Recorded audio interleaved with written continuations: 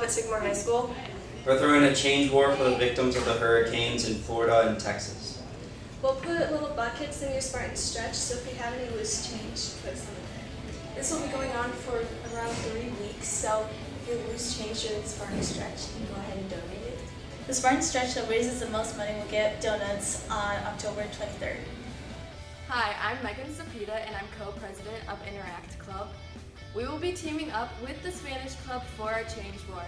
If you have any further questions, please feel free to contact Mrs. Hill, Mrs. Tranchita, any foreign language teacher, or an Interact Club or Spanish Club officer.